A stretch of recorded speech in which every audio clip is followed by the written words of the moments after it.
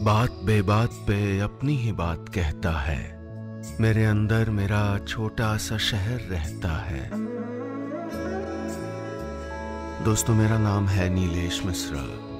कहानियां सुनाता हूं।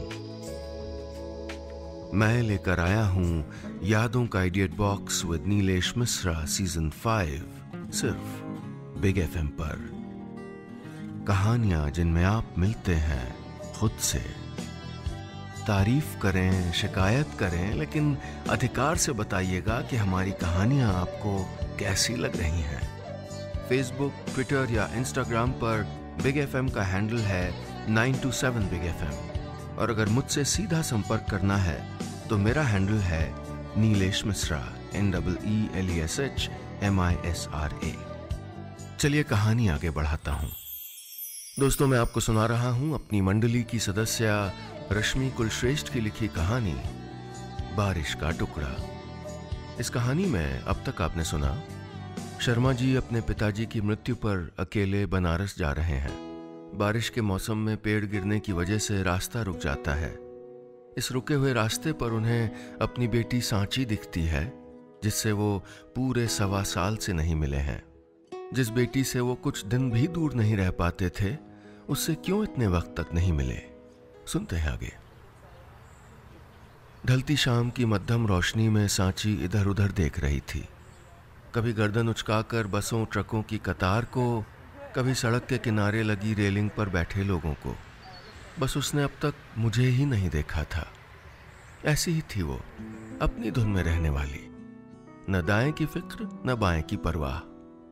घूमते हुए अचानक वो पलटी मेरी तरफ। उसकी निगाहों में हैरानी थी, यकीनन मेरी आंखों से ज्यादा।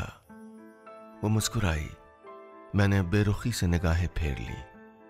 कभी कभी हम जब निगाहें फेरते हैं तो पूरी तरह नहीं फेर पाते, वो वहीं चिपकी रह जाती हैं, दीवारों पर उधड़े उधड़े इश्तिहार की तरह। मैं वापस बस में आकर बैठ गया। उलझन होने लगी मुझे। सांची का इस बरसात में हाईवे पर ऐसे मिलना कोई इत्तेफाक था क्या? मैंने बाहर निगाह डाली।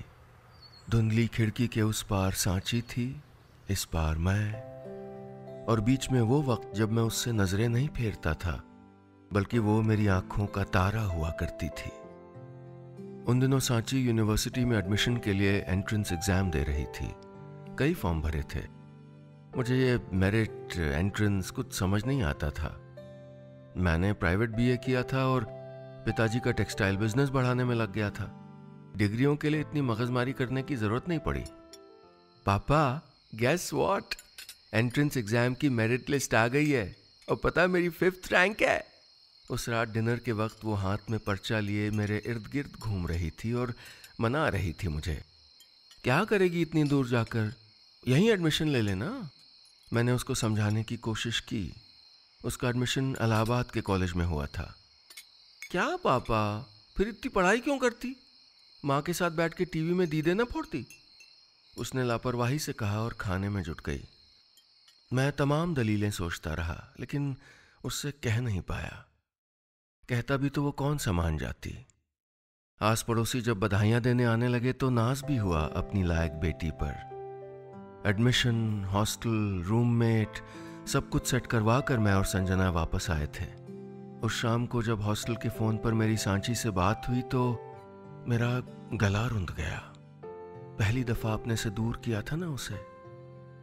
तू ठीक तो है ना? मैं इतना ही पूछ पाया था। वो चुप रही। मैं उसकी खामोशी महसूस कर रहा था। तभी मोबाइल की रिंग ने मुझे चौंका दिया। संजना का फोन था। पूछ रही थी, कैसे हैं, कहाँ पहुंचे? मैंने पेड़ गिरने और ट्रैफिक रुकने की बात बताते हुए कहा, जानती हो, सांची मिली मुझे यहाँ। अच्छा? कहते हुए वो थोड़ी देर चुप रही। अजीब चुप्पी थी है, जैसे जबरदस्ती किसी को श्श करवा कर चुप कराया हो। थोड़ी देर बाद वो बोली, आपने बात की क्या उससे? मैं क्या बात करूंगा और क्यों करूंगा?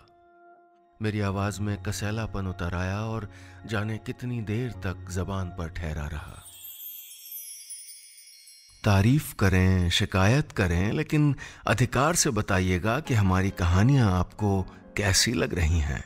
और हाँ, रोज ऐसी ही रोचक कहानियां सुनने के लिए सुनिए यादों का idiot box with Nilesh Mishra season 5 सिर्फ बिग एफएम पर। हमारे चैनल पर हर रोज खूब सारी कहानियां उपलब्ध होती हैं, कभी कविताएं, कभी और कोई गपशप।